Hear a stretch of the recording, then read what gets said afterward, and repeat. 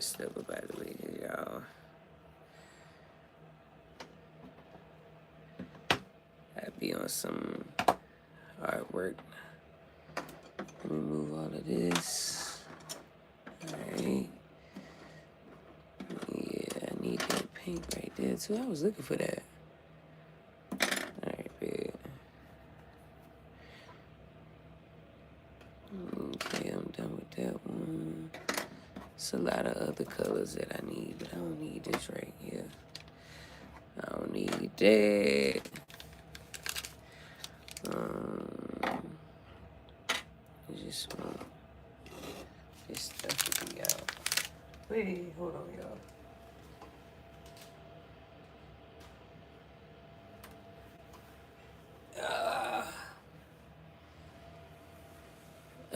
Shout out to everybody that comes in that I can't see, you know, cause I'm doing my artwork. So shout out to everybody that comes in that I can't see. Yeah, and then I got some tales and fables. So Jack, being young and foolish, took the deal. When he returned home, his mother was furious. She threw the beans out the window and sent Jack to bed without a bite to eat. But in the night, something grew. A great beanstalk burst from the earth, twisting, coiling, towering up into the clouds. Jack, curious and bold, began to climb. Higher and higher he went, until the ground below vanished in mist, and above he found a strange land. At the top he found a great stone castle. He knocked, and the door creaked open to reveal a towering woman, a giantess. "Go away," she warned him. "My husband is a giant, and he eats boys for breakfast." But seeing how hungry Jack was, she took pity on him. She brought him bread and cheese and a bowl of milk, and let him sit by the fire. And when her husband came home, his footsteps shaking the castle walls, she hid Jack in the oven. And then came the voice, "Fee, fi, fo, fum, I smell the blood of an Englishman. Be he alive or be he dead, I'll grind his bones to make my bread." But the giant's wife stood firm. "There's no boy here," she said. And the giant, grumbling, ate his dinner, counted his gold into bags, and fell asleep by the fire. When the castle was silent, Jack crept out, stole a bag of gold, and climbed back down the beanstalk. The reason why I'm coloring it now. For a while, Jack and his mother lived happily, but sometime later, Jack climbed the beanstalk again, and once more the giant's wife fed him and warmed him by the fire, and once more she hid him when the giant returned. This time, Jack saw a hen that laid golden eggs. He waited for the giant to sleep, then took the hen and escaped down the stalk. And still, he wasn't finished. As I keep on the third climb, coloring Jack and stole putting a golden everything where it harp, needs to go, a I'm harp that definitely sang on gonna its own add with a different voice like wind images through silver behind bells. But as he ran, the harp cried out, "Help, master! A boy is stealing me!" So I needed the giant to awoke keep you and guys chase. like, Jack scrambled down the beanstalk, the golden harp wailing in his arms, its notes rising like a siren's cry. Above him, the clouds groaned. The giant was coming, each step shaking the sky. As Jack reached the ground, he shouted for his mother, "Bring the axe!" Whoever she came running, is in the room, I'm not ignoring you chop. guys. Hold on. The stalk shuddered. Hold on. Split. So me, I just want to let y'all know this is an Einstein. That you guys are entering into a god/goddess room. I just want you guys know that. I want you guys to know that today is Jack and the Beanstalk. This is like behind Jack and the Beanstalk myths so I'm gonna just say this from resurrectionists. A lot of people come up with myths, a lot of people come up with conspiracy theories and everything like that. There are deep portals and rabbit holes and everything, but to give you guys a rundown for what I'm doing, I'm basically, hi, how are you? I'm basically taking my artwork and I just want you guys to see that I'm taking the time to actually put my artwork together on live, you know what I'm saying? So you guys can see what's happening. Thank you.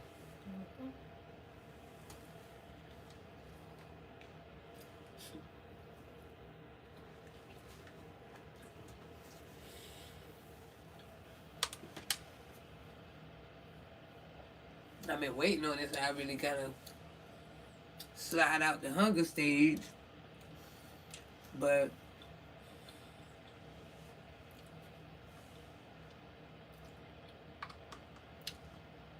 I've been just blabbing about not random stuff, but I was just blabbing to them just now. So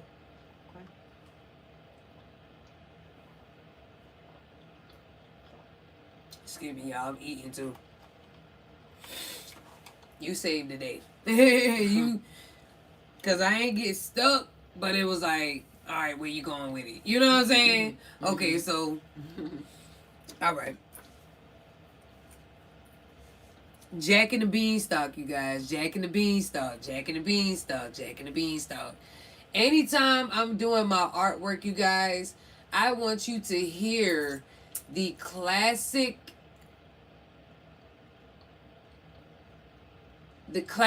music, the classic cartoons, everything that goes into the creativity of what's happening right now. I'm in the now, I'm not in the later or the then, you know what I'm saying? So, my artwork, I drew this and I'm going to be drawing more in you guys' face. So, I just would like for you guys to, tune in to, certain moments where I'm speaking, and then also I am letting the dialogue of Jack and the Beanstalk play in the background. I made this episode or this live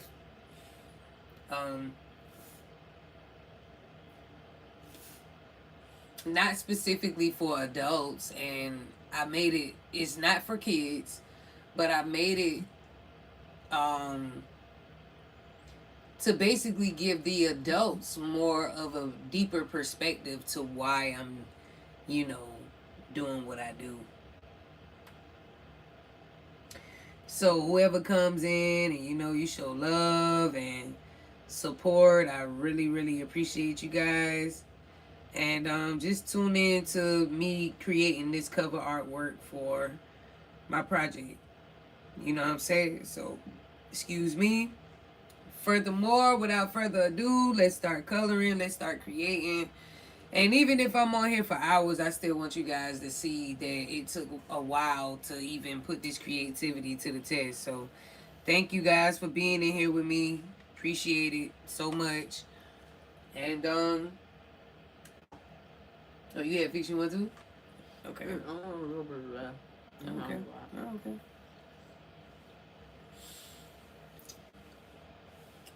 My brain.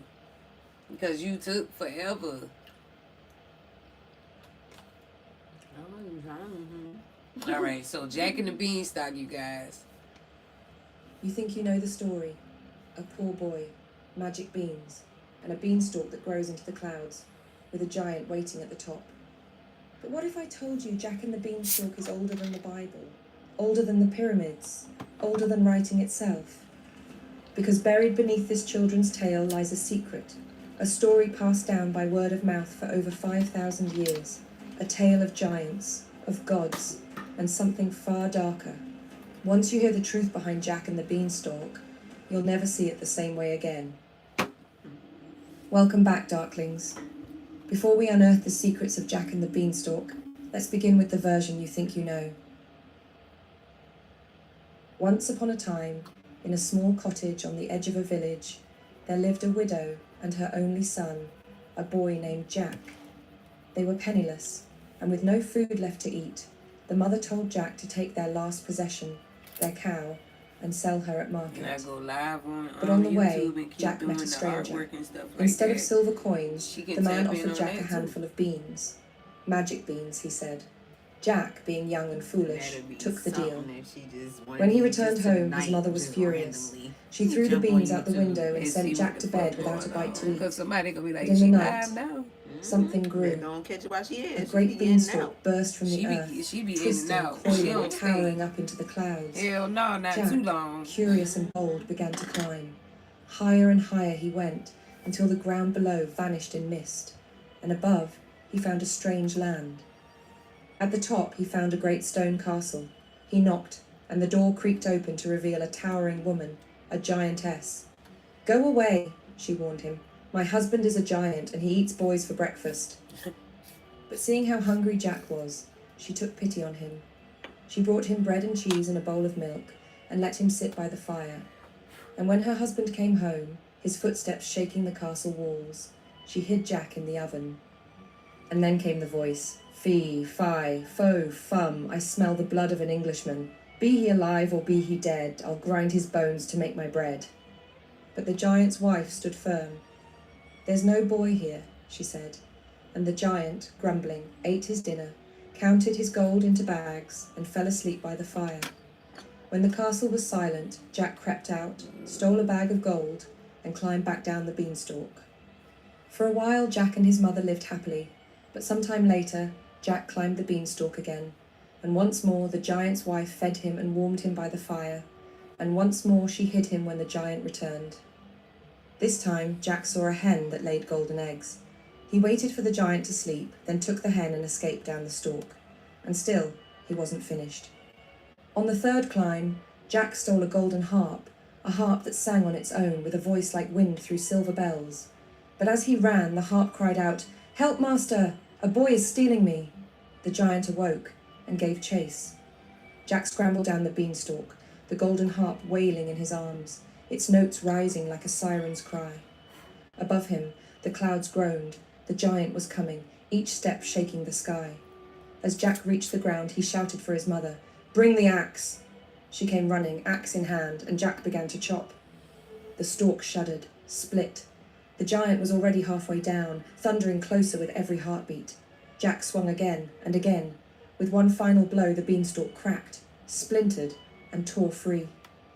The giant fell, down through the clouds, down through the sky, down into the earth with a roar that echoed for miles. He was killed instantly, crushed beneath the weight of his own fall. Jack and his mother lived happily ever after, or so the story goes. The tale you've just heard, the one about magic beans, the beanstalk, and the golden treasures, is closest to the version written down by folklorist Joseph Jacobs in 1890. But Jack's story doesn't start there. In fact, by the time it reached the page, it was already very old indeed. The earliest version we know of in print is a parody. In 1734, a small printed booklet called Jack Spriggins and the Enchanted Bean was published in London, openly mocking the tale. It treated Jack as a ridiculous figure, scoffing at the idea of beans growing into the sky and laughing at the very notion of castles in the clouds. But here's the thing, you can't parody something unless your audience already knows it. Which means that even in the 1730s, Jack and the Beanstalk must have been so well known, so familiar, that it could be joked about in public print. And just a few decades later, in 1807, a more traditional version appeared, The History of Jack and the Beanstalk, published by Benjamin Tarbet. But in Tarbet's hands, the story changed.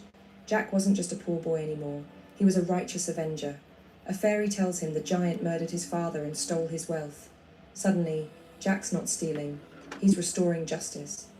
It was a very Victorian move, taking a mischievous, chaotic character and reshaping him into a proper moral hero, someone who steals not out of greed but justice, who kills the giant not for gold but for revenge.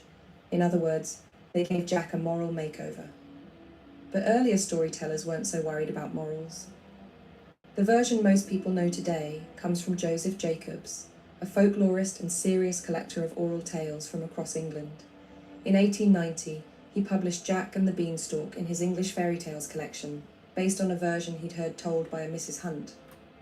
Jacobs' version is widely believed to reflect the tale as it was told for generations, long before it ever made its way into print.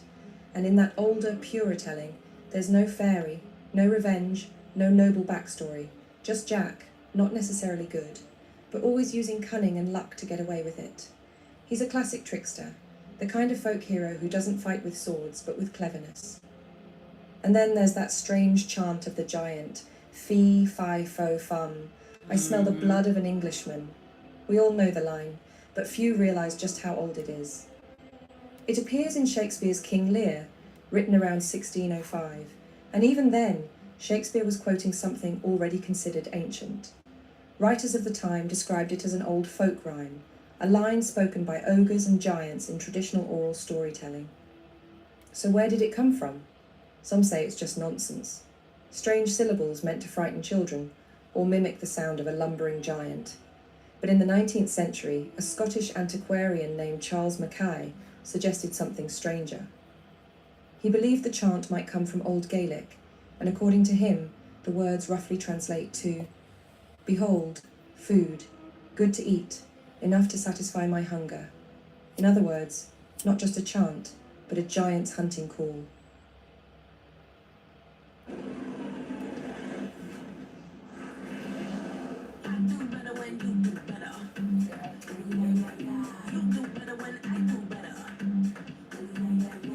One bag, infinite possibilities. Kate Spade.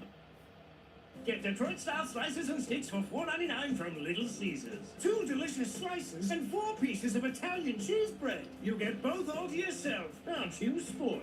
Try Detroit-style slices and sticks for $4.99 from Little Caesars. Pizza, pizza.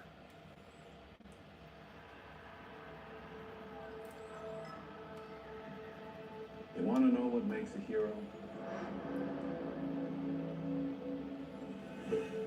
It's not destiny. It's not something you're born with. It's searching for greatness. Johnny Cage, you have been chosen for more to come back. Then realizing you had it in you. There's no shortage of giants in world mythology. In the Bible, young David slays the towering Goliath with nothing but a sling and a stone. In Homer's Odyssey, Odysseus blinds the Cyclops Polyphemus, a one-eyed giant who devours men and lives in a mountain cave. In Norse myth, the gods themselves are locked in an eternal struggle with the Jotnar, ancient giants who came before the world of men. They are old, powerful, often the first inhabitants of the land, and perhaps that's the point. Some folklorists began to wonder, what if the giant in this story wasn't just a monster? What if he was a memory, a folk echo of a race or tribe of people that once existed and was defeated, demonized, turned into giants in the stories told by those who came after? And Jack? Jack might not be a hero at all. He climbs into a world that isn't his, steals its treasure, and kills its guardian, a colonizer, in a fairy tale, someone who invades, takes what he wants, and destroys what was there before. It sounds far-fetched, like folklore stretching too far. But then, something extraordinary was discovered. In 2016, researchers found evidence that Jack and the Beanstalk is much older than anyone ever imagined. Folklorists call it ATU 328, part of a system used to group together stories from around the world that follow the same plot pattern. Its official title, The Boy Who Stole the Ogre's Treasure. And here's where it gets strange. Versions of this story appear not just in England, but in places as far apart as Italy, Scandinavia, India, and beyond. Each one with the same core ingredients: a poor child, a monstrous guardian, and a daring theft from a world beyond the ordinary. The researchers analysed these stories using a method normally used to trace evolution, like a family tree for folklore, and what they found was astonishing. Jack's tale goes back over 5,000 years. A tale told long before the Bible, before the pyramids, before writing. A story passed via word of mouth across generations, carried through migrations, wars, and centuries, and somehow, impossibly, it survived. How? And according to those researchers, the tale most likely began among the Proto-Indo-Europeans, a prehistoric people who lived on the vast steppes between the Black Sea and the Caspian Sea in what is now Ukraine, southern Russia, and western Kazakhstan. They were herders, wanderers, storytellers, and the language they spoke would one day evolve into Greek, Latin, Sanskrit, Norse, Celtic, and so many more. But beyond their language, we know very little. They left no temples, no written records, no great cities carved in stone. They lived during the late Stone Age into the early Bronze Age, around 4,500 to 2,500 BCE, and were semi-nomadic, following their herds across the wide, wind-swept grasslands. What they did leave behind were burial mounds, called kurgans, where the dead were laid to rest with grave goods, pottery, ornaments, and weapons of status, and that's almost all we have to prove they ever existed. And that is what makes Jack and the Beanstalk so astonishing. It may be one of the last living bridges to that forgotten people, a whisper from a vanished world, still echoing 5,000 years on. Jack's tale may be over 5,000 years old, but he wasn't alone. Stories like his appear again and again throughout ancient myth. A young outsider, a hidden or forbidden realm, a powerful guardian, and something magical, stolen. This pattern is so ancient and so widespread that folklorists have a name for it, the cultural hero motif. It's the idea of a daring figure who enters a sacred or dangerous realm, takes something powerful, and brings it back to humanity, and in doing so, explains how civilization itself began. And perhaps the clearest ancient parallel to Jack is Prometheus. In Greek myth, Prometheus is a titan who defies the gods. He climbs to the heavens, steals fire, the divine spark of knowledge, warmth, and civilization, and gives it to humanity. He's punished, of course, chained to a rock, his liver torn out day after day, but he becomes a symbol, a trickster hero, a cultural thief, someone who dares to cross the line between mortals and the divine.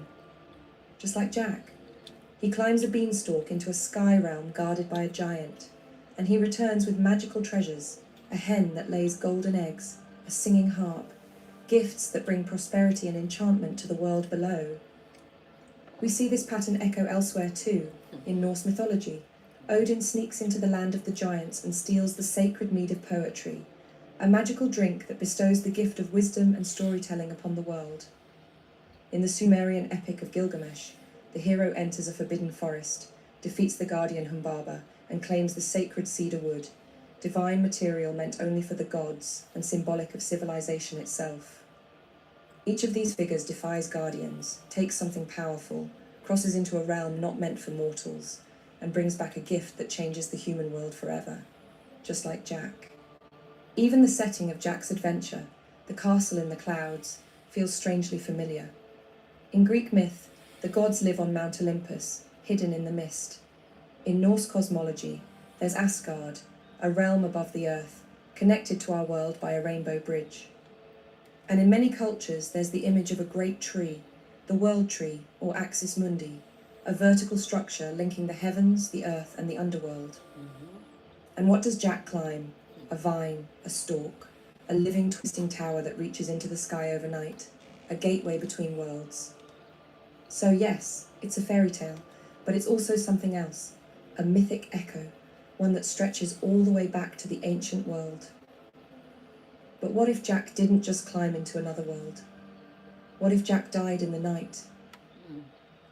It's not as strange as it sounds, because in the ancient world, beans were no ordinary food. In Greek tradition, particularly among the Pythagoreans, beans were sacred and feared. They believed that beans contained the souls of the dead. Their sprouting roots were said to resemble tiny human embryos, as if little spirits were growing in the soil. Even the gas they caused was thought to be ghostly breath, evidence of spirits leaving the body. And strangest of all, the Pythagoreans believed the bean plant itself was a bridge, a living link between the realm of the living and the land of the dead. So when Jack trades his family's last cow, a source of milk, food, and life, for a handful of beans, he isn't just making a foolish bargain. But ain't He's that trading crazy life that for death. Beagle A beanstalk grows towering into the sky, and Jack climbs it. But in many and ancient what belief else they be systems, the having afterlife isn't down when below, you do the it's above. luxury cars The and diamond. In Maya but cosmology, no, the what Milky Way else? was When known you as the see the world luxury tree. cars and the Souls were gifts thought and to pass shit, through it on their and way what to the else? next world. To die was to climb. What else? The In Norse mythology, phoenixes. the What great else? tree Yggdrasil connected the worlds of the living, the The dead, money and the thingy. gods. In The Hindu the cosmology, there's the gods, Ashvatha, the a sacred lions, tree the with its roots in bears, heaven the and its branches powers, reaching the downward to earth. spark. And in Siberian and Mongolian shamanic rites, the soul ascends, so Beagle wants climbing a something. sacred pole of a tree Yes. to reach Why the you spirit think world. Super keeps saying I'm Jack's the king of beanstalk Bigo fits and all that other perfectly. extra shit? A sudden supernatural vine reaching beyond life For into real. the realm of the other world. And what does he find at the top? But A giant he don't guarding a even strange know domain, the level of a that golden though. harp that sings, a hen that lays golden eggs, That's an the endless part. source of sustenance, and in some versions, do a though. bag of gold that never Uh-huh. runs out. That's why I'm But these working my aren't just six. magical curiosities. They're symbols, music, You gotta do other sustenance, things for people to draw immortality, attention to you. not mere riches, but the rewards Not of the just soul. sit And the giant? and not do nothing Perhaps at he's not a all, villain and at then just all. go live talking Perhaps he's about the the guardian same of the thing all dead, the time. like Hades If or you're a Yama, content or the many creator. shadowy figures in myth who protect the gates of the other world. Jack steals from him, he flees, he climbs back down, and then he cuts the beanstalk. He severs the bridge between the living and the dead. The journey is over. So what kind of story is this? It may look like a fairy tale, but it walks and talks like something far older. A ritual journey, a mythic passage, a soul's climb into the afterlife, and its return. It belongs to a family of myths stretching back thousands of years. Stories like Inanna descending into the Sumerian underworld, or Orpheus crossing into Hades to retrieve Eurydice. Dumuzi, the god who dies with the seasons and rises again. Jack climbs. He faces the Guardian. He brings back something magical, and he survives. So maybe Jack didn't rob a giant. Maybe he found what waits for all of us at the end of the climb. And if that unsettled you, wait until you hear what happened in Hamlin. Click to watch the chilling true story behind the Pied Piper, if you dare. That was See you in a it. future video. Thought it was gonna be real long. Yeah, I thought it was gonna be a longer myth thingy.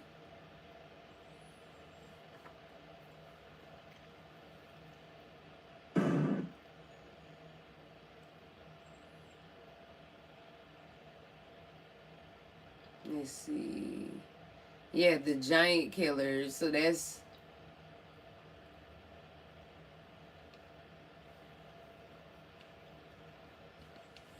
let's put myth.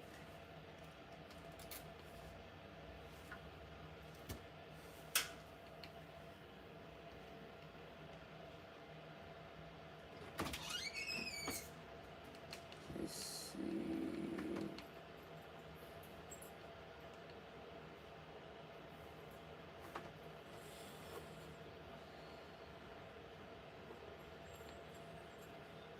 A poor boy, a handful of beans and a tower that climbs into the clouds. Sounds simple, doesn't it? Yet beneath that story you were told as a child hides something older, stranger, and far more unsettling. Imagine this. A tale whispered long before the Bible was written, long before the pyramids rose, even before humans carved the first marks into clay. This is not just a bedtime fable.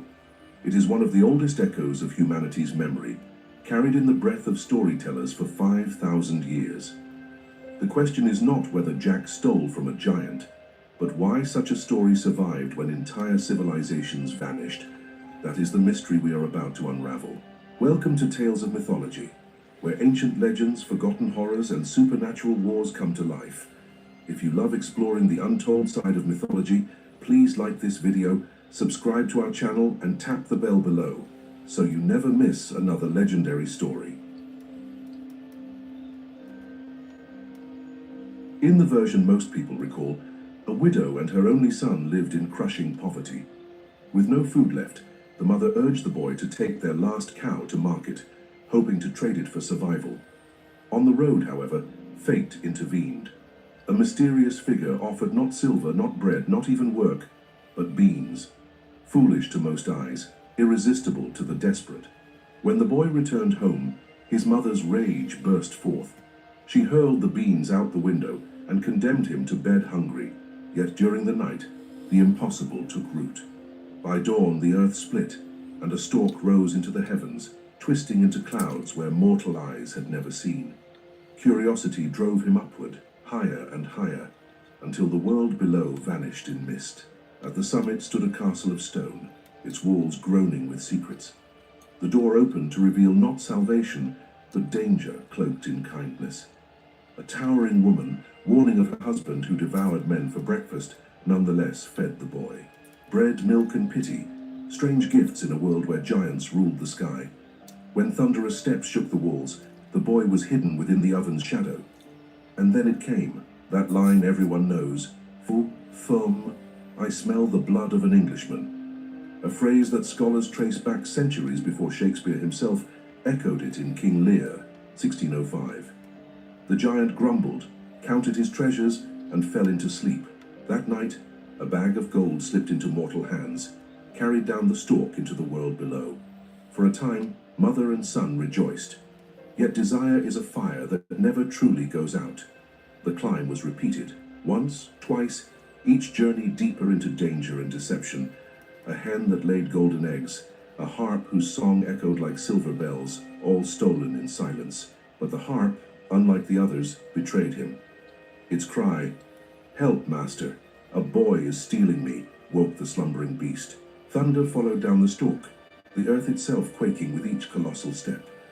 The boy screamed for an axe. His mother rushed with trembling hands, and steel met wood. Blow after blow split the stalk, the lifeline between two worlds.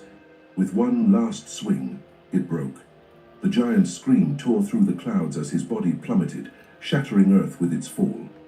Silence followed, and the tale ended as it often does, with peace, wealth, and the illusion of a happy ending. Right. But endings in folklore are rarely what they seem.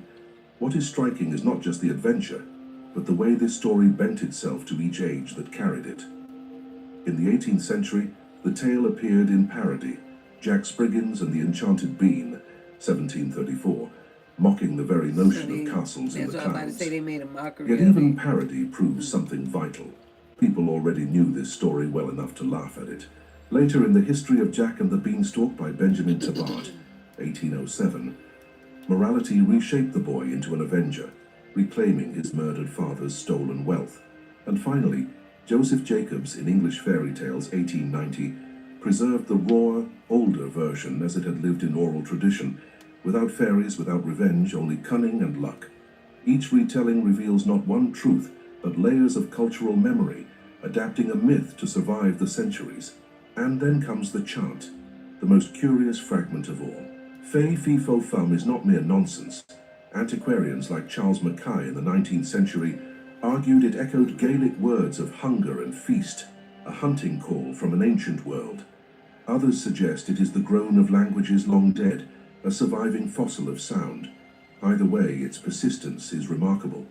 Like the tale itself, the chant refuses to die, resurfacing again and again across texts and tongues. In fact, giants themselves echo across the world. Goliath in the Hebrew scriptures, Polyphemus in Homer's Odyssey, the primordial Jötnar in Norse sagas. These towering figures guard thresholds, treasures, and sacred lands, which forces us to ask, was the giant in this tale a monster at all, or the distorted memory of a defeated people demonized by the victor's tongue? Some folklorists whisper that Jack's tale hides conquest beneath disguise. He climbs where he does not belong, steals what is not his, slays the guardian, and cuts the bridge to that other world. To some, this is not heroism, but colonization. A story retold until theft became adventure, and destruction became triumph. The evidence for such an interpretation grows stronger when one considers how versions of this myth surface across distant continents, carrying the same bones of narrative. A youth, So a guardian, basically y'all a saying theft, that and man a narrow escape. Scholars using methods once reserved what for God tracing the evolution of basically species was already now trace the given, family tree but of stories.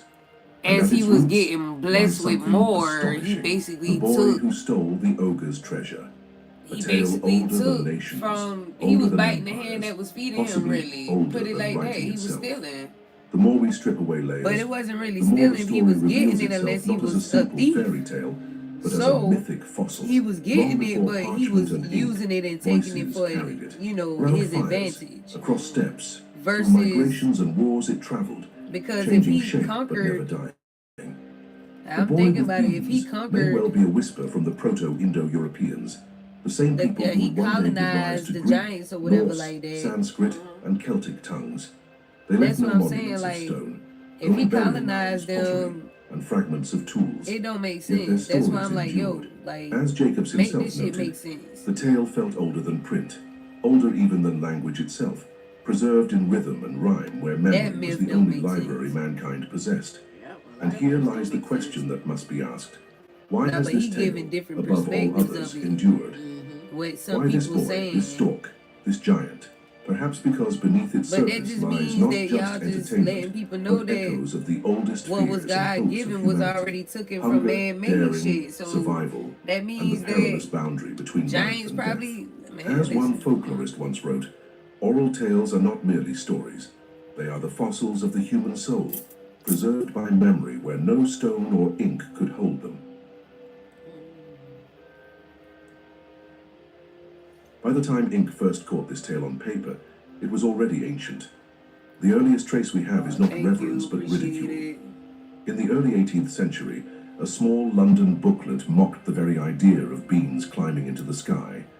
The boy became a fool, the castle a laughable impossibility, and the entire adventure a parody for city readers.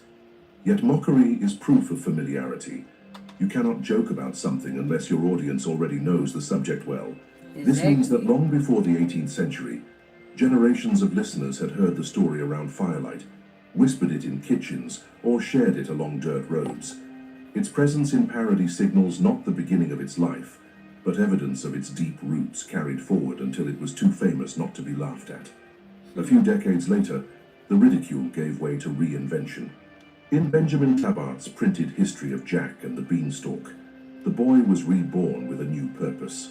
No longer a reckless thief, he became a noble figure wronged by the giant. So the story His family had been changed, and destroyed, it changed the and his wealth had narrative. been stolen. So it would. Now, each climb into the clouds was not greed, but a righteous reclaiming of what had once belonged to his bloodline. This reshaping reflects Victorian anxieties, where See how morality changed? had to be grafted onto even the wildest folklore. Children could not grow up idolizing a trickster, so the tale was dressed in virtue, polished until theft resembled duty and killing became rightful vengeance. But such versions reveal more about the age in which they were written than about the ancient story itself. Okay. When Joseph Jacobs published his English fairy tales at the end of the 19th century, he chose to return to the older oral form he had heard from Mrs. Hunt, preserving the mischievous boy without the moral coating. In Jacobs' hands, the narrative stripped away the layers of Victorian righteousness. The boy once more embodied the archetypal trickster, clever, bold, and unapologetic. This was not a character molded to teach virtue, but one who thrived on cunning and audacity. Tricksters in folklore are never comfortable figures. They win by deception rather than honor, and they survive where others would perish. By restoring this form, Jacobs gave scholars a clearer window into how the tale had existed for centuries, circulating in cottages and villages long before it was frozen on a You ain't got page. the top four. Among the most haunting fragments in the story is the chant of the giant. Fee, fee, fo, fum. I smell the blood of an Englishman. You ain't got. Its rhythm Yes, is I know. unmistakable, and yet its origins are shrouded in mystery. The line appears in King Lear, written in the early 17th century, where even then Shakespeare was drawing on something considered old. Scholars of his time described it as a rhyme from oral tradition, spoken by ogres and giants in ancient tales. Charles Mackay, a 19th century antiquarian, suggested that the strange syllables were not nonsense at all, but distorted Gaelic, translating roughly into a declaration of hunger, a cry of anticipation before a feast.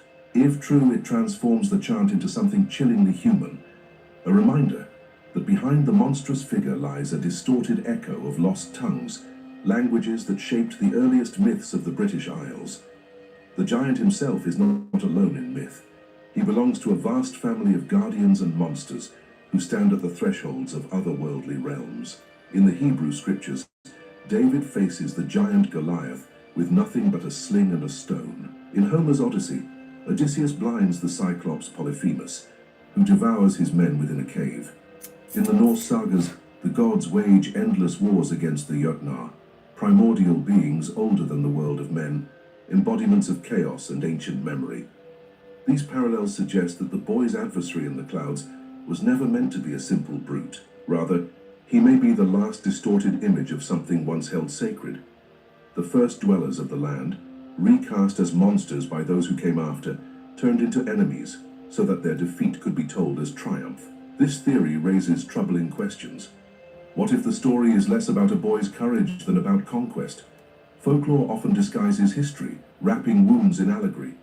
The boy climbs into a world not his own, seizes its treasures, and kills its guardian. Seen this way, he is less a hero and more an invader, a thief whose victory masks the erasure of those who lived before. Scholars argue that many myths perform this work, transforming cultural memory of dispossessed peoples into tales of monsters vanquished and treasures won.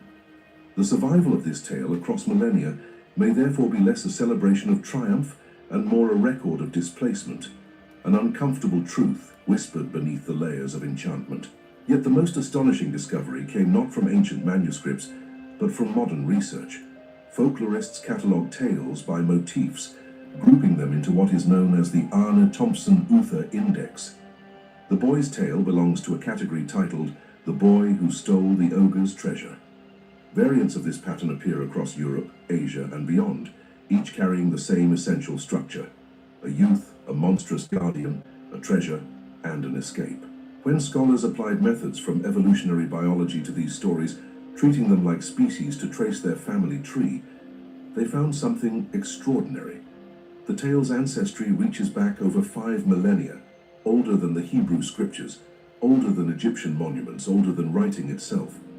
The boy's climb into the clouds is not merely fantasy, but one of humanity's most ancient surviving stories. Tracing its path led researchers to the Proto-Indo-European peoples, semi-nomadic herders who roamed the steppes between the Black Sea and the Caspian Sea.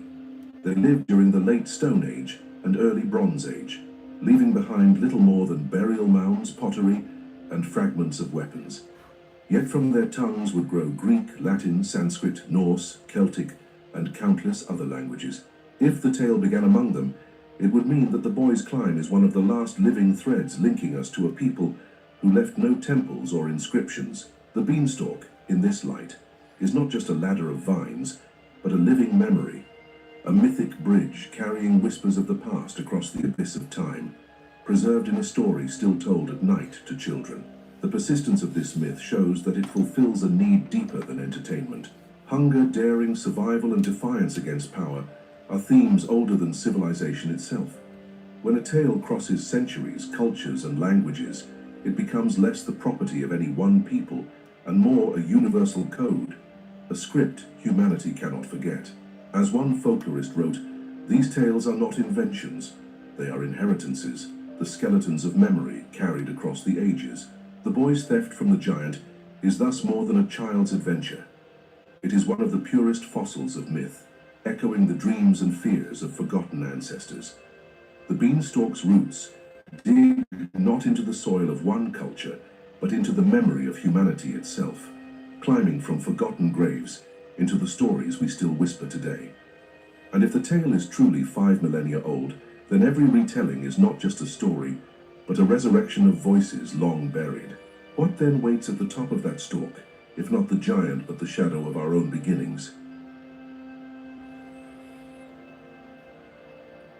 The image of the beanstalk piercing the sky may seem fantastical, yet in the language of myth, it belongs to a far older and wider tradition. Across cultures, humanity has imagined bridges between worlds, vertical axes that connect earth, heaven, and the domain of the dead. In Greek thought, Olympus stood shrouded in clouds, home to divine beings who watched over mortals. Norse myth gave us Yggdrasil, the world tree that bound 9 realms together, its roots touching the underworld and its branches stretching toward the heavens. In Hindu cosmology, the Ashwagandha tree symbolized the same cosmic link, its roots inverted in the sky and its branches descending into earthly soil. Even in the Americas, the Maya conceived the Milky Way as a celestial tree through which souls traveled after death. Against this background, the sudden vine sprouting in the boy's yard becomes less a marvel of childish fantasy and more a manifestation of a universal archetype, the world tree as a pathway into realms beyond life. If the stalk represents passage, then the giant at its summit is more than a mere monster. In mythology, guardians appear at thresholds where mortals are not meant to tread. In Mesopotamian legend, Gilgamesh enters the cedar forest to confront Humbaba, a terrifying being who protects the trees reserved for the gods. In Greek myth, Cerberus guards the gates of Hades, ensuring no soul escapes the underworld. In Vedic texts, Yama, the first mortal to die, becomes Lord of Death and Keeper of the Afterlife's entrance. These figures are not villains in the modern sense, They preserve balance by preventing intrusion. When the boy ascends and steals, he does not merely outwit an ogre. He violates the order of the cosmos, crossing boundaries meant to be sacred. The giant, therefore, may embody that eternal figure, the guardian of hidden realms, the protector of what mortals are forbidden to possess. The treasures taken reinforce this reading. The hen that lays golden eggs offers unending sustenance, a power to abolish hunger. The harp that sings with a voice not of human hands, but of divine breath evokes enchantment, artistry, and perhaps even the soul's eternal music. In some tellings, a purse of gold provides inexhaustible wealth. These are not random prizes. They symbolize life, creation, and immortality. They are gifts belonging not to the living world, but to a divine or otherworldly domain. By taking them, the boy enacts a drama seen across myth. The daring of mortals to seize what was never meant for them. This is the cultural hero motif, the narrative in which a bold figure enters a forbidden space, steals a treasure, and brings it back to mankind, altering the destiny of all who follow. Prometheus provides perhaps the clearest ancient parallel. In Hesiod's account, this titan defies Zeus and climbs to the heavens to steal fire, the symbol of knowledge and civilization. His act brings humanity the power to survive and create, but it earns him eternal torment, chained to a rock while an eagle devours his liver each day. The resemblance is striking. Prometheus ascends, takes a gift from the divine realm, and pays a price for his theft. The boy in our story also ascends, seizes treasures, and faces the wrath of a giant guardian. In both cases, humanity receives more than riches. They inherit tools of culture itself, whether fire or the magical objects that produce sustenance and music. The parallels suggest that the tale of the beanstalk may echo one of humanity's most ancient patterns, linking Indo-European myth with folklore whispered around village fires. Other traditions carry the same motif. Odin, in Norse myth, ventures into the land of the giants to steal the mead of poetry, a drink granting wisdom and inspiration. His theft ensures that knowledge and art flourish among men. In Sumerian myth, Gilgamesh and Enkidu cut down the sacred cedar trees after slaying their guardian, bringing home divine timber that symbolizes civilization itself. Each tale involves trespass, confrontation with a guardian, and the taking of what sustains culture. Seen in this light, the boy's theft is not petty greed, but a mythic pattern repeated across millennia. The cultural hero who dares to steal from the sacred realm, ensuring humanity thrives, even at the cost of violating divine law. The giant's defeat, then, is not an accident of adventure, but a symbolic moment in which human ambition conquers cosmic boundaries. Yet myth rarely offers triumph without unease.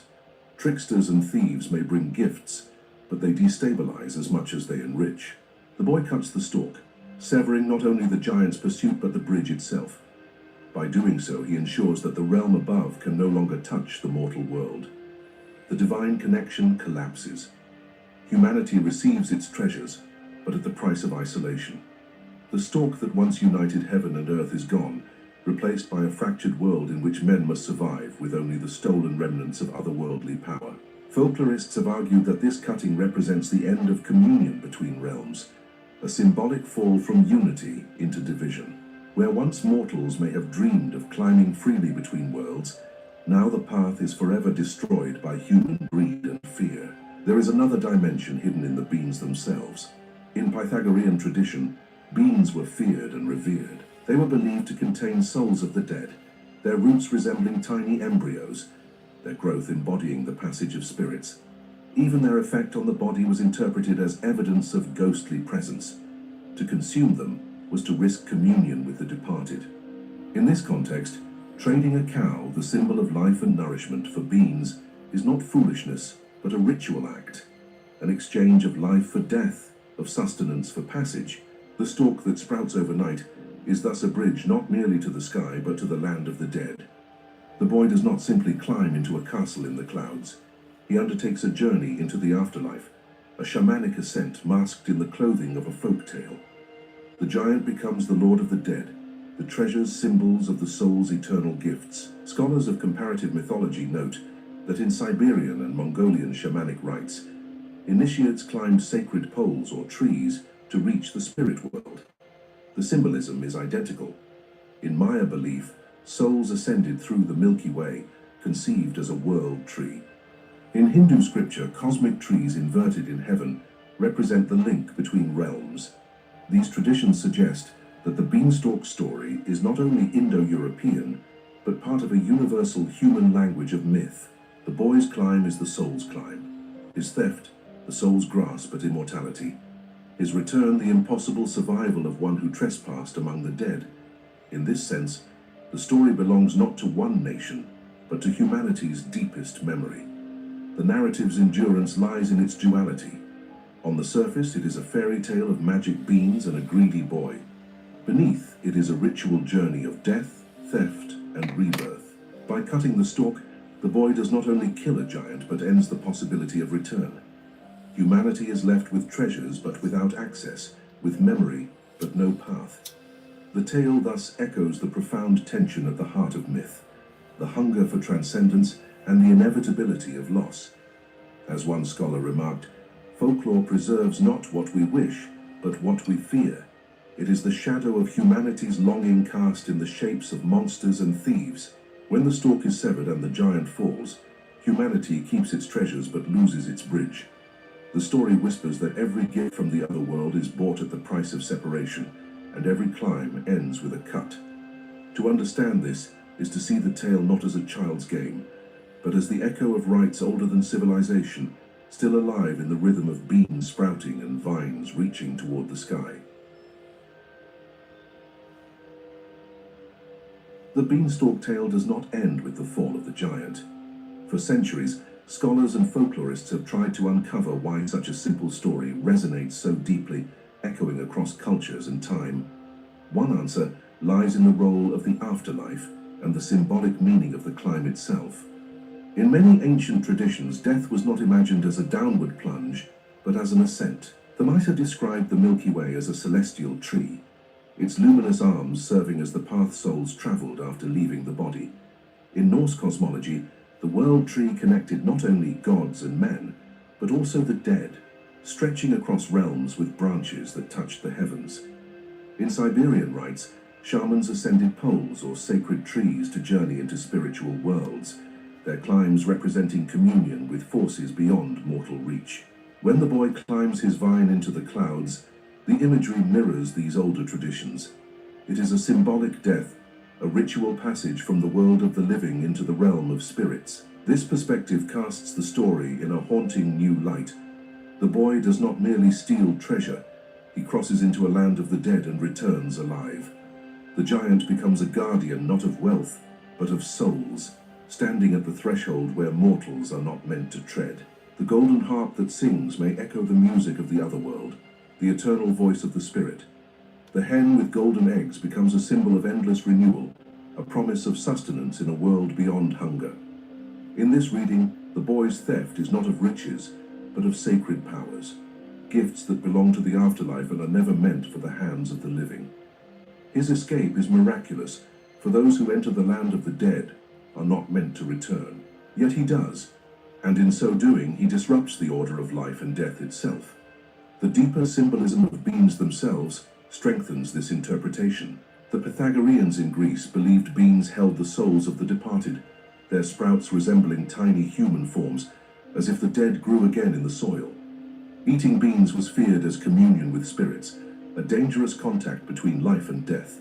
When the boy trades his family's cow for beans, he is not only exchanging nourishment for uncertainty, but life for death. The vine that grows overnight becomes more than a magical ladder. It is the soul's bridge, linking earth to the other world. His climb, then, is a descent masked as an ascent, a journey into the invisible realm. And when he cuts the stalk after returning, the act is final. The bridge between living and dead is severed. What remains are fragments of treasure, echoes of immortality stolen at great cost, while the pathway itself is destroyed. Such interpretations place the tale in line with myths of descent and return found across the ancient world. In Sumerian myth, Inanna descends into the underworld, stripped of power until she is rescued, a return marking the cycles of life and death. In Greek tradition, Orpheus crosses into Hades to reclaim Eurydice, only to lose her again when he looks back. In Egyptian belief, Osiris rules the underworld, his death and rebirth embodying agricultural cycles. The boy's climb follows the same pattern: entry into a forbidden realm, encounter with its guardian, acquisition of gifts, and the dangerous return. These are not mere adventures, but reflections of the human confrontation with mortality, dramatizing the impossible desire to grasp what lies beyond death and to bring part of it back into the living world. The persistence of this tale through thousands of years suggests it carried more than entertainment. It offered a ritual narrative for a fear that never fades, the silence of death and the possibility of what lies beyond. Each retelling became a way for communities to rehearse the passage from life to afterlife, to imagine the unseeable, and to find meaning in the act of daring to cross boundaries. In this sense, the boy's story does not celebrate greed or cunning alone. It encodes the oldest of human hopes, that death might not be the end, that one might climb into the clouds and return with a treasure that sustains the living. Yet the cutting of the stalk reminds us of the truth. The bridge is lost, the path closed, and death remains the boundary no mortal can escape. And still, the boy's theft is not without consequence. By defeating the Guardian and ending the bridge, he brings both enrichment and isolation to humanity. The harp, the hen, and the gold are fragments of a world forever severed from ours.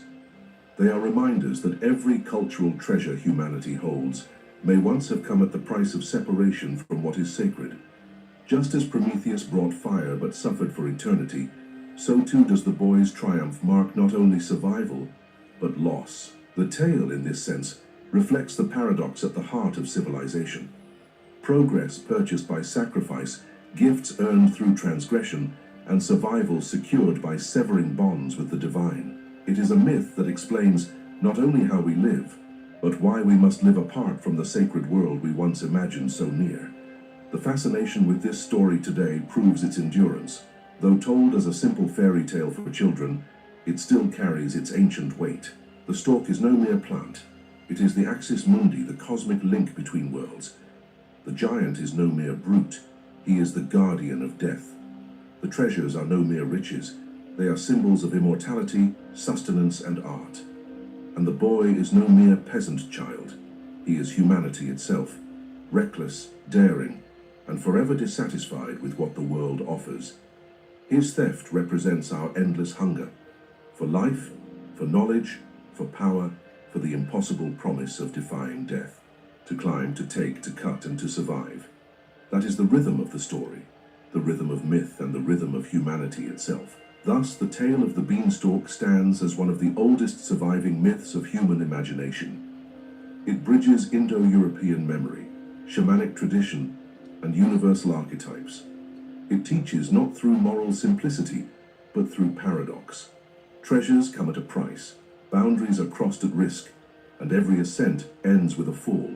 As one scholar observed, folklore is the soul's archaeology, digging not for bones but for fears and dreams that no civilization ever truly buries. The boy's climb may have begun in forgotten villages 5,000 years ago, but its echo endures each time the story is told anew. In every telling of the beanstalk, humanity repeats its oldest ritual, the dream of climbing beyond death, the theft of gifts that were never meant for us, and the inevitable breaking of the bridge. The tale endures not because it is charming, but because it is true. Every treasure carries loss, every ascent carries risk, and every story carries the memory of those who first dared to tell it, thousands of years ago. Oh no, what happened? Okay, they done.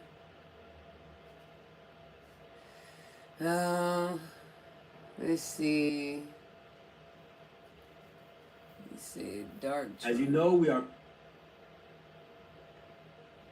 The story of Jack and the beanstalk that we tell our children today is merely the surface layer of something far more ancient and profound than most people realize.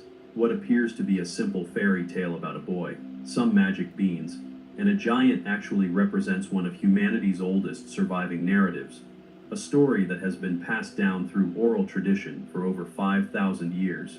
This seemingly innocent children's story carries within it the genetic memory of our species, preserving echoes of real historical events, ancient religious beliefs, and the fundamental human struggle between the small and the mighty.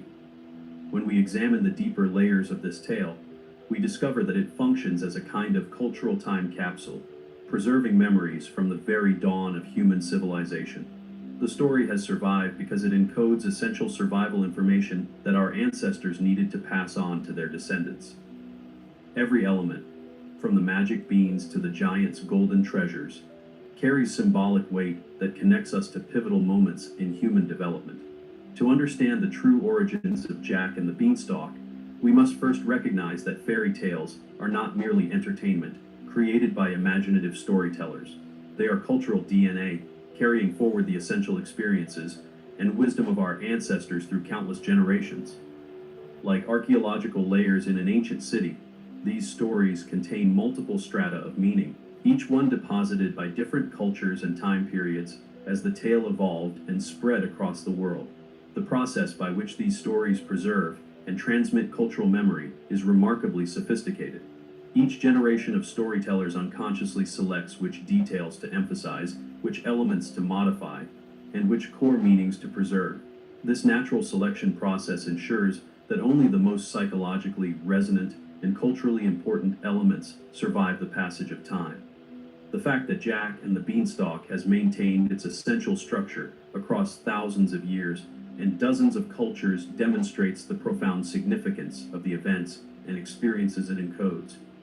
The earliest recognizable version of what would become Jack and the Beanstalk can be traced back to ancient Indo-European folklore, specifically to a time when our ancestors were transitioning from hunter-gatherer societies to agricultural communities. This transition, which occurred roughly 7,000 years ago, was one of the most significant transformations in human history, and its psychological impact reverberates through our stories to this day. This agricultural revolution was not merely a change in how humans obtained food. It represented a complete transformation of human consciousness, social organization, and relationship with the natural world. Hunter-gatherer societies lived in small, mobile groups that moved with the seasons and the availability of wild resources. They possessed intimate knowledge of natural cycles and maintained a spiritual relationship with the landscape that saw them as part of nature rather than separate from it. Agricultural societies, by contrast, required permanent settlements, complex social hierarchies, and a fundamentally different relationship with the environment. Instead of adapting to natural cycles, agricultural peoples learned to control and manipulate them. This shift required new forms of social organization, new technologies, and new ways of thinking about time, space, and human potential. Consider the central elements of the Jack narrative through this prehistoric lens. A young person from a poor family trades away the family's most valuable possession, a cow, for something seemingly worthless, magic beans. The cow represents the old way of life, the pastoral existence that depended on livestock and mobility. In hunter-gatherer and early pastoral societies, cattle were not just sources of food but symbols of wealth, status, and connection to the ancestral way of life. The beans represent agriculture, the revolutionary new technology that would allow humans to create food from the earth itself, but which required faith in an uncertain future harvest. To people accustomed to the immediate rewards of hunting and gathering, the idea of planting seeds and waiting months for a harvest would have seemed like Jack magic really indeed. black? The faith required to give up immediate sustenance for the promise of future abundance represented a fundamental shift in human consciousness. The magical nature of the And it's beans in crazy the the story house that reflects Jack the built. genuine wonder that agricultural technology inspired in peoples encountering it for the first time. The ability to transform tiny seeds into abundant food sources would have seemed supernatural to populations who had never witnessed farming. The overnight growth of Jack's beanstalk captures this sense of miraculous transformation that agriculture represented to the prehistoric mind. The beanstalk that grows overnight into the sky is not merely a magical plot device. It represents the world tree, one of the most universal symbols in human mythology. The world tree appears in Norse mythology as Yggdrasil, in Hindu tradition as the cosmic tree that supports the universe, and in countless other cultures as the axis that connects the earthly realm with the heavens. This symbol predates written history and appears in the cave paintings and ritual objects of our earliest ancestors. The world tree motif emerges from humanity's earliest attempts to understand the structure of reality itself. To our ancestors, Let me draw the tree back. served as a perfect metaphor for the connection between different levels of existence. Its roots reached deep into the underworld of ancestors and hidden knowledge. Its trunk existed in the middle world of daily human experience, and its branches extended into the upper world of gods and cosmic forces.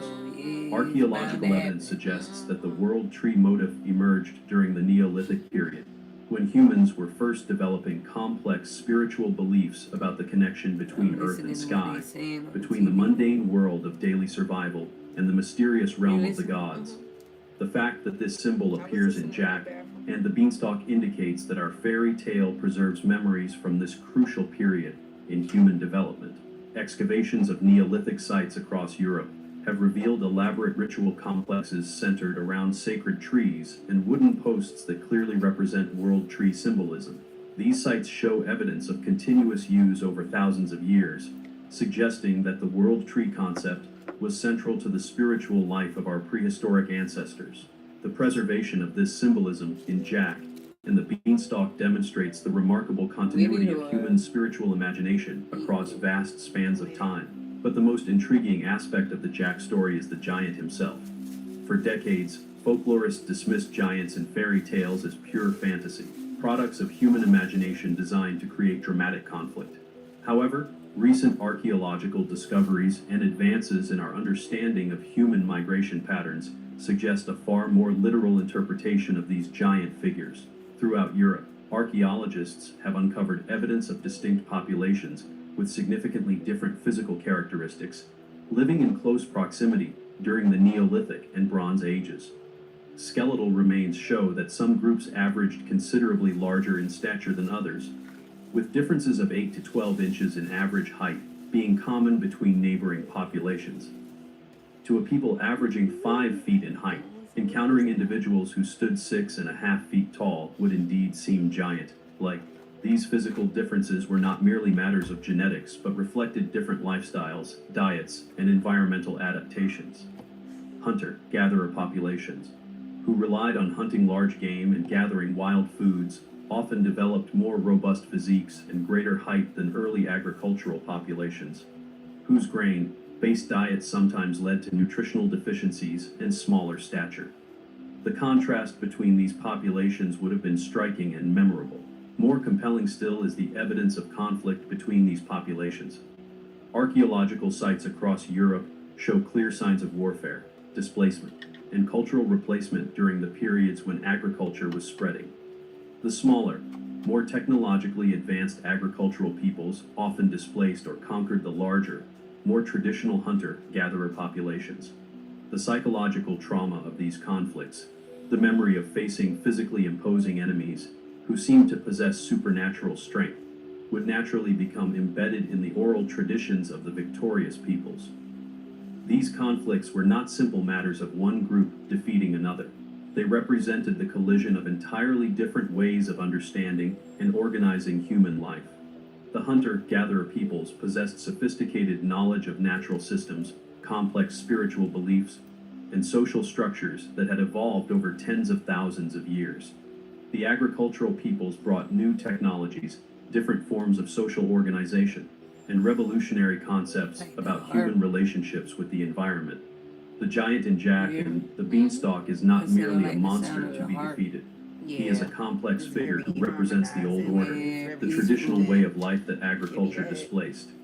Notice that the giant lives in the sky, in a realm above the normal world. This celestial dwelling represents the elevated status that pre-agricultural peoples held in the landscape. They were the masters of the high places, the mountaintops and hilltops, where they could see across vast territories and control trade routes. The giant's elevated position also reflects the spiritual status of hunter-gatherer peoples in the prehistoric world. Their shamans and spiritual leaders were often seen as intermediaries between the human world and the realm of the gods. They possessed knowledge of sacred plants, animal behavior, and natural phenomena that seemed magical to agricultural peoples who had lost much of their connection to the wild world. The giant's famous And I think these declaration, real "Fee people fi do fo this fum, right here. I smell the blood of an Englishman," Wow, is it's, particularly just revealing when something examined through this historical lens. mellow, but This is not merely a threatening knowledge in the rhyme, back but a at the same preserved time. fragment You of know what I'm ancient saying? tribal identification. Information. Different peoples in the Right. prehistoric world would have had distinctive scents based on their diets, their use of particular plants and herbs, and their living conditions. A hunter-gatherer people who consumed primarily meat and wild Jimmy plants Neutron. would indeed smell different from agricultural peoples whose diet was based on grains and domesticated animals. The sophisticated sensory abilities that this chant represents were crucial survival skills in the prehistoric world. Hunter-gatherer peoples developed extraordinary abilities to detect and interpret subtle environmental cues, including the sense that indicated the presence of different human groups. These skills would have seemed almost supernatural to agricultural peoples who had become more dependent on visual cues and less attuned to the subtle information available through smell and other senses. The giant's ability to detect Jack's presence through scent represents the sophisticated tracking abilities that hunter-gatherer peoples developed over millennia. These skills would have seemed almost supernatural to agricultural peoples who had lost much of their connection to the Put it where natural it's world. recorded. The giant's threat to grind Jack's bones to make bread is particularly significant, as bread was the revolutionary new food technology that agricultural peoples used to transform wild grasses into sustenance. This threat also reveals the giant's fundamental misunderstanding of agricultural technology. The idea of grinding bones to make bread reflects the hunter-gatherer worldview, which saw nutrition as coming directly from the bodies of animals and the flesh of plants. The agricultural process of transforming grass seeds into flour and then into bread represented a completely different approach to nutrition that would have seemed alien and possibly threatening to traditional peoples. Yeah. The treasures that Jack steals from the giant, gold coins, a golden goose that lays golden eggs, and a magical harp, represent the wealth and cultural achievements of the pre-agricultural world. Gold was one of the first metals that humans learned to work, and control of gold sources was often a source of conflict between different peoples. Archaeological evidence shows that hunter-gatherer peoples were often the first to discover and exploit gold deposits, using the metal for ceremonial objects and trade goods long before the development of agriculture. The golden goose that produces endless wealth symbolizes the sustainable abundance that hunter-gatherer peoples achieved through their deep knowledge of natural cycles. Unlike agricultural wealth, which required constant labor and was vulnerable to crop failures and environmental disasters, the wealth of hunter-gatherer peoples was renewable and self-sustaining. Their knowledge of where to find food, materials, and resources in the natural world represented a form of capital that could never be depleted as long as the natural systems remained intact. The magical harp that plays by itself represents the oral tradition, the songs and stories that preserved the wisdom and history of pre-literate peoples. These traditions were not merely entertainment but sophisticated information storage systems that encoded everything from practical survival knowledge to complex spiritual beliefs. The songs and stories of hunter-gatherer peoples contain detailed maps of the landscape, calendars of seasonal changes, genealogies of important families, and records of historical events. When Jack steals the harp, it cries out in protest, alerting the giant to the theft. This detail preserves the memory of how oral traditions were literally stolen when one culture conquered another, how the songs and stories of defeated peoples were appropriated and transformed by their conquerors. The crying harp represents the voice of the conquered culture, protesting the loss of its sacred knowledge and cultural identity. The process by which oral traditions were transferred from conquered to conquering peoples was complex and often traumatic. The new rulers needed to understand the knowledge embedded in traditional songs and stories in order to effectively govern their new territories, but they also needed to modify these traditions to support their own authority and worldview. The result was often a hybrid form of cultural expression that preserved some elements of the original tradition while transforming others beyond recognition. The climax of the story, when Jack chops down the beanstalk and kills the giant, represents the final triumph of agricultural civilization over the hunter-gatherer way of life. The cutting of the world tree is a profound symbolic act, that appears in many mythologies as representing the end of an age. In Jack and the Beanstalk, it marks the definitive victory of the small, clever, technologically advanced agricultural peoples over the large, powerful, but ultimately vulnerable traditional peoples.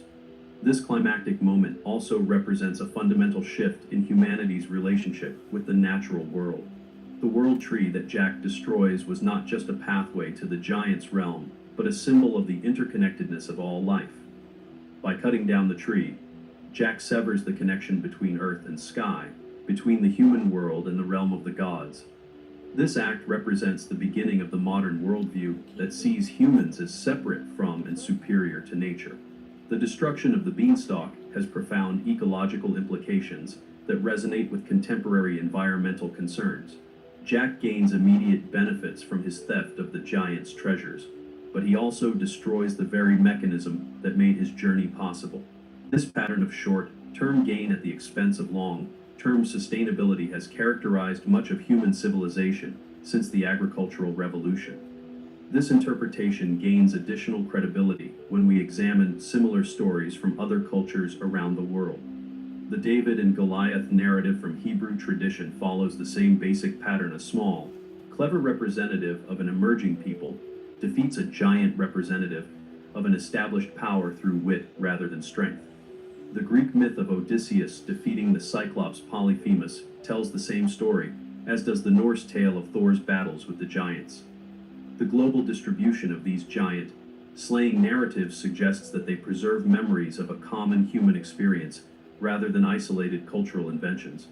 As agricultural peoples spread across the world, they encountered similar conflicts with established hunter-gatherer populations. The stories that emerged from these encounters naturally followed similar patterns because they were describing similar historical processes. These stories are not coincidental similarities, but preserved memories of the same historical process that occurred across the ancient world as agricultural peoples displaced hunter-gatherer populations. The fact that these narratives appear in cultures that had no direct contact with each other suggests that they preserve memories of real historical events rather than pure fantasy.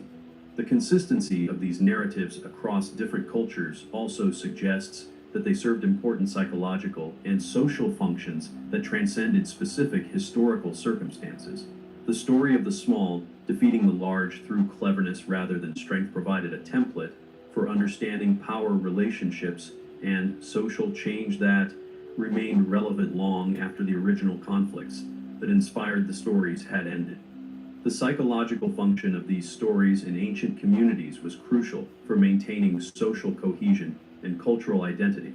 By preserving the memory of their ancestors' triumph over seemingly impossible odds, these tales provided both inspiration and justification for continued expansion and cultural dominance. They also served as warnings about the dangers of the old ways, the giants who still lurked at the edge.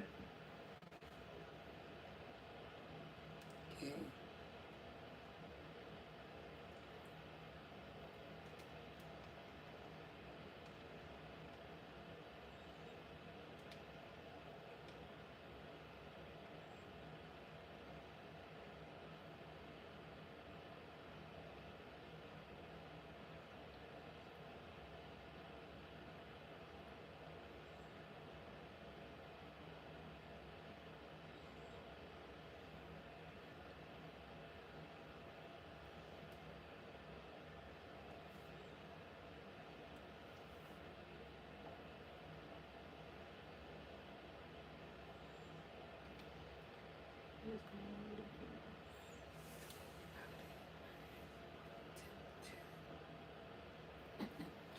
Hey, It's Vinny tripping. the weather. The weather. Cause I'm in there, but I can't get into it.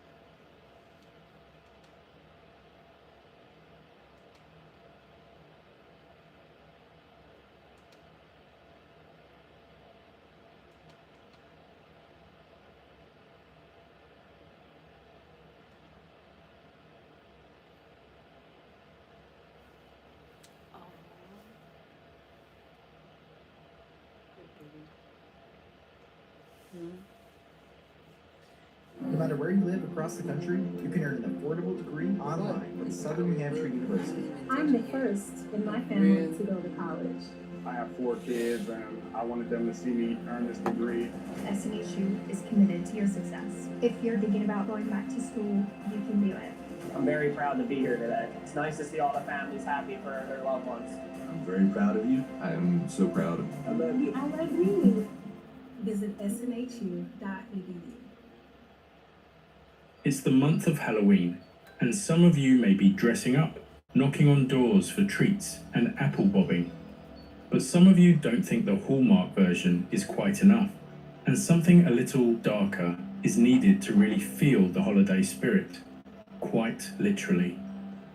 In bathrooms across the world, many dare to lock the doors, turn down the lights, and look into a mirror, repeating the infamous name, Bloody Mary. But where did this legend come from? Who was Bloody Mary? And why do scientists believe they've discovered the reason behind the legend? Welcome to the mysteries of mythology. Bloody Mary. Welcome back, mystics. Here's the thing about Bloody Mary and any other urban legend. They never have a clear beginning. The tale of Bloody Mary is a puzzle with pieces scattered across centuries and continents. In this video, we're going to explore the various versions of who Bloody Mary might have been. Was she a cruel queen, a murderous countess, a vengeful witch, or perhaps just a tragic young girl? By the end, you'll have all the pieces to decide for yourself which version feels most convincing. But maybe you're one of those brave souls who just wants to know how to summon her without caring about the backstory. Just be warned, once you know how to call her name, there's no guarantee she won't answer. The ritual of summoning Bloody Mary is like a recipe that's been passed down through generations, except everyone seems to have their own version of the ingredients. What makes this legend so fascinating is how it changes from person to person, school to school, and country to country. But despite all these variations, there are some key elements that almost always stay the same. First, you need the perfect stage for this supernatural encounter. Almost every version requires a dark room with a mirror, and 9 times out of 10, that room is a bathroom. Why a bathroom? Well, it's usually the darkest, most private space in a house, and bathrooms have that perfect combination of being both familiar and somehow unsettling when the lights go out. The darkness isn't just for atmosphere either. It's actually crucial to making the whole experience work, as we'll discover when we look at the science behind it later. Next comes the most important part, saying her name. The most common version is simply repeating Bloody Mary over and over. Some people say you need to chant it 3 times, others insist on 5. And some brave souls claim you need to say it as many as 100 times, or keep going until she actually appears. And it's not just Bloody Mary either. Depending on where you grew up, you might have heard different variations like Bloody Mary, I Believe in You, or Hail Mary, or Mary Jane. There's even the truly chilling version, I Killed Your Baby, Bloody Mary, which connects to one of the origin stories we'll explore about later. Now, just standing there and chanting apparently isn't enough for some people. Different versions of the ritual include extra actions to amp up the fear factor. You might need to spin around between each chant, hold a lit candle because everything's scarier by candlelight, prick your finger to draw a drop of blood, or, randomly, some versions say you need to flush the toilet to make her disappear after she shows up. So you've done the ritual, you've said her name, and suddenly, what exactly are you supposed to see? Well, that depends on which story you believe. Bloody Mary might appear as a bloodied ghost with a terrifying disfigured face. She could be an old witch, a young girl, or sometimes she's holding a dead baby. As for what she'll do to you, the stories range from mildly unsettling to absolutely terrifying. Most stories say she just appears behind you in the mirror, But she might scratch your face or try to claw out your eyes. She could let out an ear-piercing scream. Some say she'll curse you or steal your soul. Others claim she'll haunt you forever after that first encounter. But not all versions of Bloody Mary are evil. In some older stories, she might actually show you glimpses of your future spouse. The beauty of the Bloody Mary legend is that it's constantly evolving. Every time someone tells the story or performs the ritual, they might add their own twist, creating new versions that spread to their friends and beyond. But here's something that might surprise you. The most popular identity that people give to Bloody Mary is probably completely wrong. So who was she really? Let's start by looking at the most famous candidate. If you've ever looked up Bloody Mary online or watched a terrible one-click AI video about the legend, chances are Queen Mary I of England is the first name that pops up. Most sources commonly point to her as the source of the legend, but apart from sharing the same name, it's a common misconception that the English Queen was linked to the urban legend of the entity in the mirror. The story of Queen Mary I is absolutely fascinating and genuinely terrifying in its own right, but it's probably not the origin of our bathroom mirror ghost. Still, let's explore why she earned that bloody nickname, and why some people still believe she might be the spirit haunting our reflections. Mary Tudor became Queen Mary I when she took the throne in 1553, and she wasted no time in earning her terrifying reputation.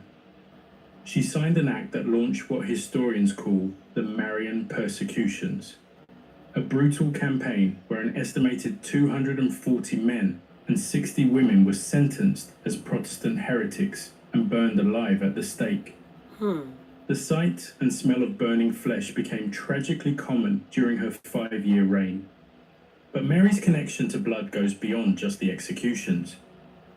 She was also known for having extremely heavy menstrual cycles, which scholars today believe was likely the result of endometriosis or possibly uterine cancer. In an age when people didn't really understand women's health, this would have seemed both mysterious and disturbing to those around her. Mary's life reads like a tragic drama. She started out as her father, Henry VIII's beloved daughter, the apple of his eye. But everything changed when Henry decided he wanted to divorce Mary's mother, Catherine of Aragon, to marry Anne Boleyn.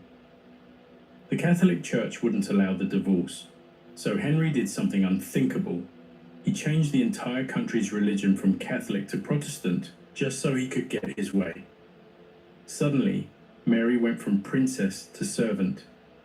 She was stripped of her right to the throne and forced to work as a babysitter to her new half-sister, Elizabeth.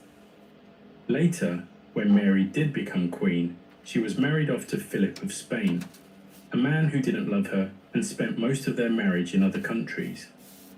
Mary desperately wanted children, partly to secure her legacy, and partly, perhaps, to finally experience the love she'd been denied for so much of her life. One of the most heartbreaking parts of her story was that Mary experienced what doctors now call a phantom pregnancy. For months, her body showed all the signs of pregnancy. Her belly swelled, she felt movement, she prepared for motherhood. She was convinced she was finally going to have the child she so desperately wanted. But as the months passed, it became clear that there was no baby. Mary died at the young age of 42, childless, largely unloved, and remembered primarily for the blood she spilled in the name of her faith. It's only in recent decades that people have started connecting Queen Mary I to the mirror legend. Some modern versions of the story describe the spirit as appearing with a bloodied face, holding the ghostly form of the baby she never had. But there's no historical evidence that people were chanting Mary's name in mirrors during or shortly after her lifetime. The Bloody Mary mirror ritual seems to have appeared much later, and the connection to Queen Mary I appears to be a modern invention, probably because the nickname was just too perfect to ignore. So if it wasn't the English Queen haunting bathroom mirrors, then who could it be? Well, there's another historical figure with an even more disturbing connection to blood and young women. If Queen Mary I seems too disconnected from the legend, then perhaps we need to look at someone whose story is so disturbing, so drenched in blood and horror, that she could absolutely be the spirit people summon in dark bathrooms. Meet Elizabeth Bathory, the Hungarian noblewoman known throughout history as the Blood Countess. Elizabeth was born into incredible wealth and power in 1560. Her family owned vast estates across Hungary, and she married Ferenc Nadasdy, a powerful nobleman who was often away fighting wars. This left Elizabeth alone in her massive castle, with almost unlimited power over the peasants and servants who lived on her lands. And that's where this story takes a truly horrific turn. According to historical accounts and court records, Elizabeth became obsessed with maintaining her youth and beauty. But her methods weren't face creams or healthy living. They were far, far more sinister. She believed that bathing in the blood of young virgin girls would keep her skin soft and make her look forever young. The stories of what happened in Elizabeth's castle are so disturbing they're hard to believe, but they come from court testimony and investigations. She would lure young peasant girls to work as servants in her castle, promising them good wages and comfortable living conditions. Instead, these girls walked into a nightmare. Elizabeth and her servants would torture these young women in ways that are almost too horrific to describe.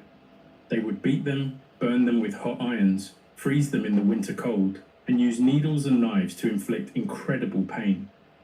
The torture wasn't quick. It could go on for days or even weeks. And when the girls finally died from their injuries, Elizabeth would drain their blood and bathe in it, believing it would preserve her youth. But Elizabeth's cruelty didn't stop there. When she began to notice that peasant blood wasn't giving her the results she wanted, she decided she needed higher quality blood.